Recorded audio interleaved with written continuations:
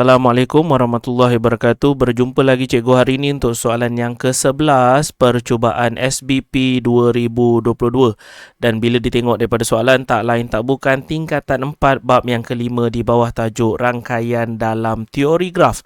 Okey, soalan kamu yang pertama diberi kepada kamu adalah berkenaan dengan graf terarah dan berpemberat. Ada arah dan ada pemberat dalam minit dan ianya adalah berkenaan dengan 4 buah stesen komuter tetapi M dan juga L. Okey, so cikgu bulatkan terlebih dahulu. So M dan juga L ialah stesen transit. So ianya adalah stesen transit dan ianya memiliki masa 5 minit untuk berhenti lah. Okey, so nama pun transit bermaksud ianya akan ada selang masa 5 minit kalau kamu guna M dan juga kamu guna L.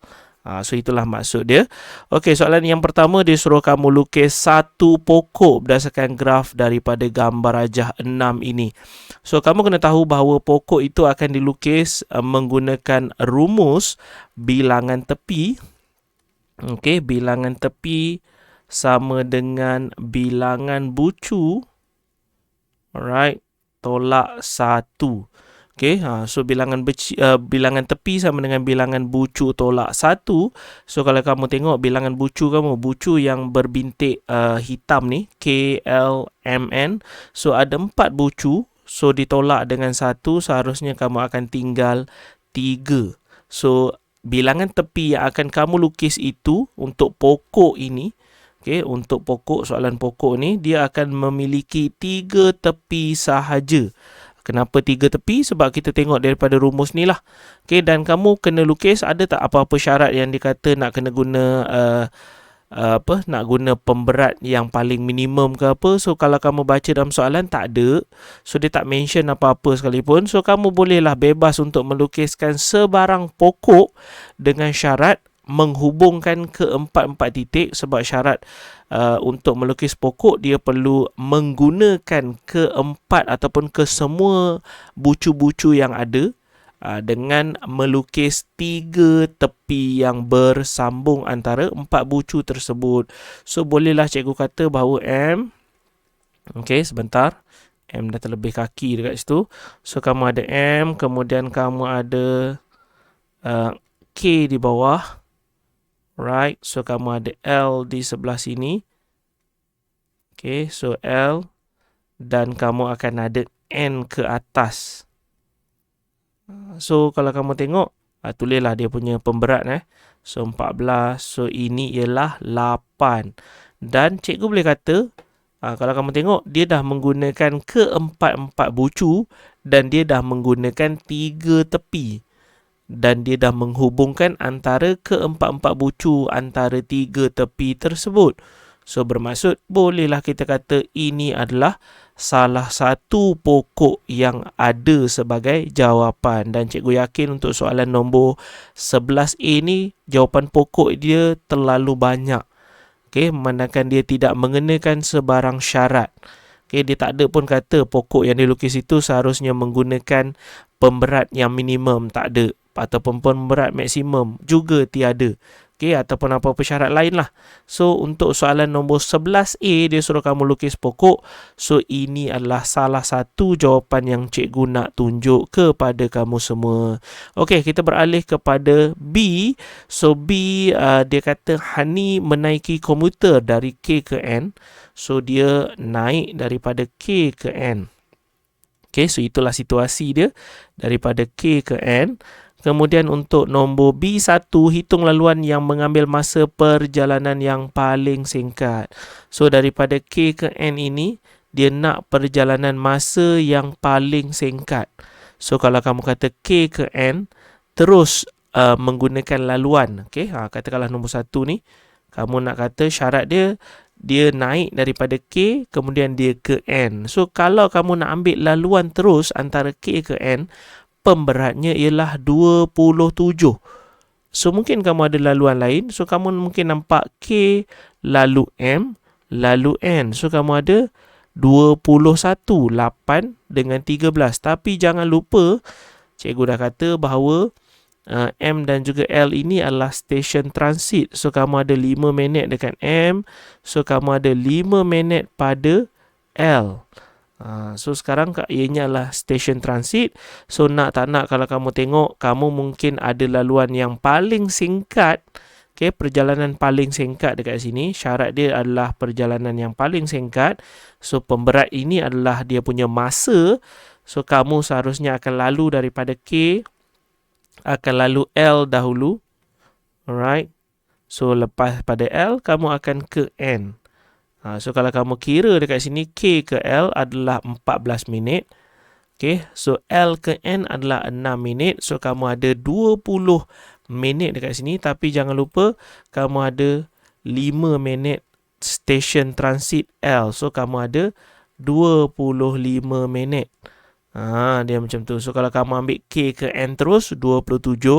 So kalau kamu ambil K ke M, 8 ke M ke N adalah 13. So 21 tambah dengan 5, 26. So dia nak yang paling singkat. Dan seharusnya jawapan kamu ialah sebab dia nak hitung laluan. So hitung laluan.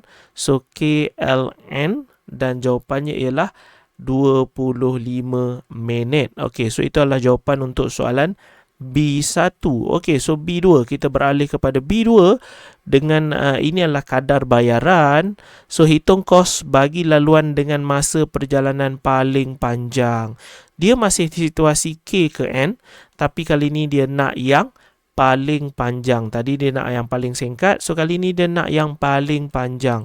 So kamu tengoklah, apa-apa hal pun dia perlu bermula daripada K lah. Okey, dia perlu bermula daripada K. So dia nak ke mana terlebih dahulu supaya laluan itu menjadi panjang, dan dia akhirnya akan sampai ke N. So kalau kamu tengok, kamu mungkin nak ambil K ke N. Tengok, sebab kamu ada arah dekat sini, so kamu tak boleh main hentam kromo saja. So kalau kamu ambil K ke M, laluan dia satu hala. So M, laluan dia ke N, dah sampai. So 8 dengan 13, lalu 5 dekat situ. So mungkin kamu rasa itu yang paling panjang, tapi sebenarnya jawapan dia adalah K ke L. Okey, so cikgu tulis dululah jawapan dia. So K ke L, iaitu masa dia adalah 14. Okey. Kemudian L kamu ni, kalau kamu tengok anak panah, mungkin kamu terus ke N, boleh. Tapi kita nak mencari yang lagi panjang ataupun yang paling panjang. So L ini akan lalu M dahulu. Jaraknya ialah 18 minit. Okey, masa dia. So M. So 18 minit. Kemudian daripada M baru sampai ke N. Okey, so KL adalah 14. So L ke M adalah 18. So M ke N ialah 13. Dan kamu harus ingat bahawa L dengan M ini sekali lagi ianya adalah stesen transit. So kamu ada 5 minit dan kamu ada 5 minit dekat sini. Dan menjadikan ianya adalah masa yang paling panjang dengan sebab dia nak kos, bukan dia nak masa. So manakala dia nak kos, so KL adalah RM2.20. Okey, yang ini RM2.20. Kemudian untuk L ke M, kalau kita tengok daripada jadual adalah RM5.40. Okey, dan juga M ke N iaitu RM2.50. Okey. Dan dia nak kos, menangkan dia nak kos, kamu tambahlah ke semuanya dan kamu akan dapat RM RM10.10. So itulah dia punya kos untuk laluan yang paling panjang. K lalu L, L lalu M, M lalu N, dengan kosnya adalah RM10.10. Okey. Dan yang terakhir, soalan kamu, dia berpandukan kepada dia bagi kepada kamu purata laju bagi komuter tersebut untuk setiap perjalanan. Dia kata setiap perjalanan, bukan keseluruhan perjalanan. Hati-hati. So dia adalah setiap perjalanan dari satu stesen ke stesen yang lain. Okay, daripada satu stesen ke stesen yang lain. Maksudnya daripada K, contohlah daripada K nak ke L 120. So L nak ke M, kelajuan dia adalah 120. Dia macam itulah, dari setiap stesen ke satu stesen, daripada satu stesen ke satu stesen yang lain, dia punya kelajuan adalah 120 km per jam. Okey, so dia berpandukan kepada berdasarkan jawapan di B1. So nak tak nak kita perlukan jawapan daripada B1 lengkapkan graf yang di bawah ini. So B1 kamu tadi adalah KLN. So inilah dia. Okay, so KLN. So cikgu akan tulis balik di bawah ini. So K, kemudian dia ke L, kemudian dia ke N. Yang mana kalau ikutkan KLN kamu ni tadi ialah 1456. Okay, so kamu ada 14. So kamu akan ada 6 dekat sini. Sebentar, cikgu ambil warna lain. Okay, so kamu akan ada 5 dekat sini. Okay, dan mana jaraknya ataupun masanya ialah 25 minit tadi. Okay, so dia bermain dengan masa, bukan bermain dengan jarak. Okay, so kita akan lengkapkan jadual. Okey. So kalau kamu tengok daripada K, seharusnya ini adalah K dan dia bergerak sejauh ataupun selama 14 minit, dia akan sampai di L. Alright. So dia macam tu. So daripada 0 ke minit yang ke-14, dia akan sampai di L. Kemudian L, dia akan bertenang seketika. Okay, dia masih berada di L, tapi dia akan ada selang masa 5 minit. Okay, dia akan ada selang masa 5 minit sebab dekat sinilah dia berehat selama 5 minit untuk transit. So, pastinya jawapan kamu dekat sini ialah 19. Macam mana cikgu tahu? Dia adalah 14 tambah dengan 5 lah. Sebab dia berehat untuk 5 minit. So, dia akan sampai pada ataupun dia akan bergerak pada minit yang ke-19 dan dia akan bergerak selama 6 minit dan dia akan sampai ke N. So N kamu kalau ikutkan, sebentar kita kena bermain dengan warna lain ni kat sini. Okay, cikgu buat dia punya ini terlebih dahulu. Okay, so ini daripada bawah dia akan naik ke atas. Lukislah dengan sehabis baik. Okay, supaya gambar rajah kamu tepat. So dia macam tu. Okay, sebab ini daripada minit yang ke-25 ataupun ialah memang total dia 25. So inilah dia. So 25. So jarak dia kita tak tahu. Okay, so untuk yang T ni kita dah tahu nilai dia 19 sebab kita tambah dengan 5. So macam mana kita nak dapat S1? Cikgu dah kata yang ini laju dia adalah 120. So yang ini laju dia juga 120 sebab dia kata kelajuan dia adalah 120 untuk setiap kali ianya bergerak. Okey, so untuk dapatkan S1, cikgu tulis kat sini lah. Untuk dapatkan S1, ianya pastinya akan guna rumus laju sama dengan jarak bahagi masa. So laju kamu adalah 120. So jarak jarak kita tak tahu, jarak inilah yang kita baru nak cari. Tapi masa kamu dah ada, iaitu 0 sehingga 14, bermaksud 14 minit. So, bahagilah dengan 60 sebab paksi kamu ini seharusnya dia adalah kilometer per jam. Sebab yang dia bagi dekat sini adalah kilometer per jam. So, sahihnya minit perlu ditukar kepada jam. Dan bila kamu tukar, okay, kamu keluarkanlah kalkulator dekat sini. So, kamu akan ada nilai 120 darab. Okay, kenapa darab? Sebab ini adalah proses bahagi di bawah. J dengan per 14 bagi 60. So, bawah ni kita consider sebagai bahagi. Kita pindah semua ke sebelah. Dia akan jadi darab. So, cikgu akan buat seperti ini. Okay.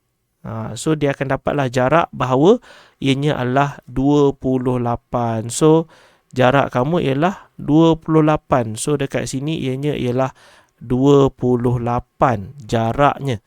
Okey, so selesailah untuk yang pertama dan S2 di atas.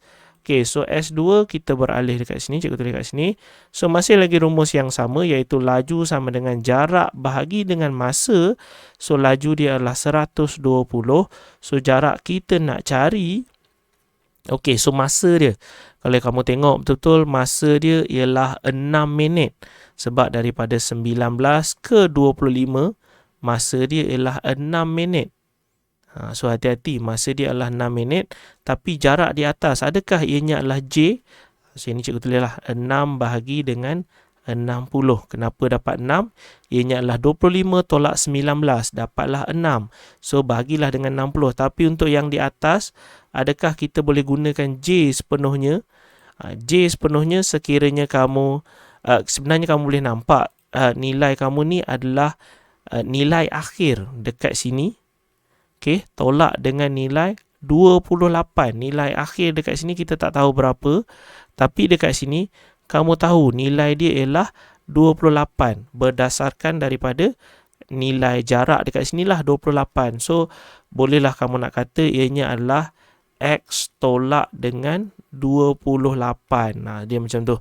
Okey, so kita akan membuat kiraan. Okey, so kamu akan ada 120, kita akan darab sebab yang ini adalah bahagi, pindah sebelah jadi darab. 6 bahagi dengan 60, tutup kurungan. So kamu akan dapat nilai 12. So nilai 12 sama dengan X tambah X tolak 28, bukan tambah. So X tolak 28. So nak mencari nilai X di atas ini, ianya adalah 12 tambah dengan 28. So dapatlah nilai X. So nilai X kamu ialah nilai 40. So dekat sini seharusnya 40. Nilai-nilai yang kamu dapat ini semuanya adalah nilai-nilai yang logik. So nilai 19 lebih besar daripada 14, kurang daripada 25.